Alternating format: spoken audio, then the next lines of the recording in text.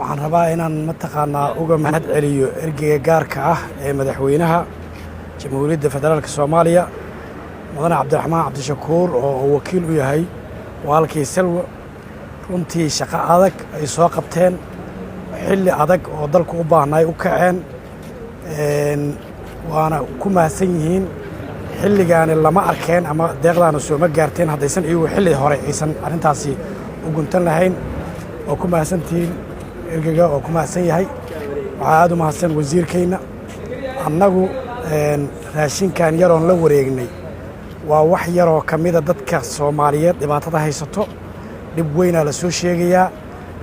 hadda oo aan joogno Prime Minister wuxuu sugayaa in raashinkan qayb ka mida la gaarsiiyo Britoleba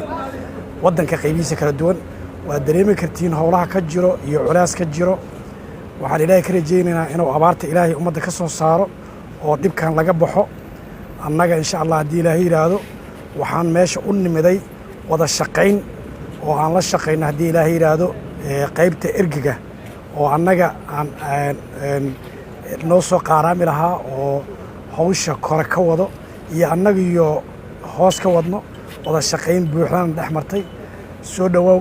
Salwa haddii ilaahay yiraahdo insha Allah tacaala wasaaraddu waxay leedahay korjoogtayn laakiin dadka shaqada ay toos uga dhaxaynayso waa adiga iyo annaga waxaan rajaynaynaa haddii ilaahay wada shaqayn wacan 100% waa ku faraxsannahay shaqo adagna waa soo qabateen